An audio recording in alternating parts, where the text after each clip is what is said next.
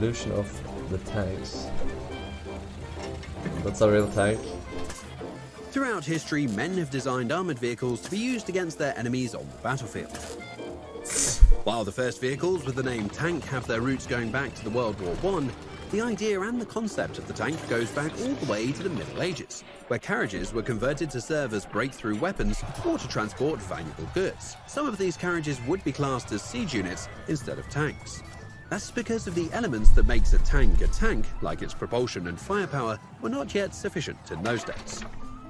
Believe it or not, a V12 twin-turbo diesel engine generating 1500 horsepower was not a thing yet in the 1500s. For example, this carriage would have had a combined horsepower supply of 1. Sad times. Many different designs were transformed into weird-looking shapes, including a design from Leonardo da Vinci, resembling more of a movable teepee tent than an actual tank. With a dozen cannons covering all sides, this was less of a tank, more so a movie set piece for Pirates of the Caribbean. More so, an effective reloadable cannon was also not yet invented, with armies mostly using dismountable cannons to be used as artillery. Fast forward a few hundred years, messing around with horses and shitty wooden cars, the first serious design of something resembling a tank came in the year 1915. A British Army colonel named Ernest Swinton and William Hankey championed the idea of an armoured vehicle, with conveyor belt-like tracks over its wheels that break through enemy lines and traverse difficult territory. To keep the project secret from enemies, production workers were reportedly told the vehicles they were building would be used to carry water on the battlefield. So, the shipment containers were labelled with the name Tank. I guess it is getting a bit obvious now where the name Tank came from. You're welcome.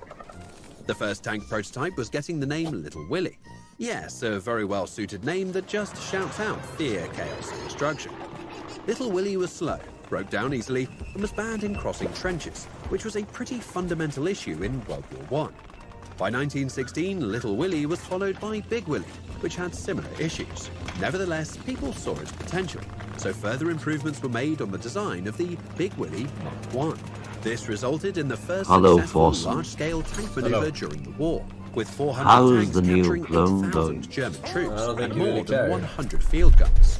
With this successful win, the story of the Actually, arms race had begun. what I Germany care about developing is a new tank model to counter this threat. The German A7V Sturmpanzerwagen, yes indeed, a better name That's than right. Little Willie, A emerged title on the clarification. battlefield. Although the vehicle set a performance record, the Germans failed in getting a high production number that would Well, make we a have some shit, significant difference. and then in we'll Actually, have some drop shit. your the Germans pants wouldn't really and learn let me from suck all the way that to the dick end of World yours. War II. During World this War I ain't the and after, P3 many raffle weird tank designs design. followed, Alright, this with the is the Russian normal Tsar stream. tank basically a giant reversed wheelchair, which was almost impossible not to spot by enemy units. Also, the enormous wheels would have made it very difficult to shoot any of the guns on targets in front of you. You know, that place where the enemy is 99% of the time? The 1917 American-built track-layer Bester wasn't a beauty either. A toppled-over rowing boat with a turret was another weird, faulty design. The vehicle was only used for training maneuvers, and its legacy was short-lived, with the vehicle ending up being used to lead parades being covered in posters, probably displaying the text, "How not to build your tank."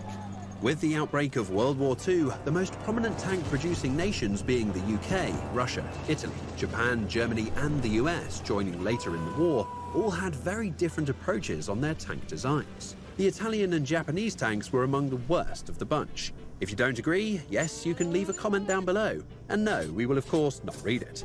Especially during the closing stages of the war. Japanese and Italian under-armored and undergunned tanks stood no chance to the overwhelming numbers of Allied tanks.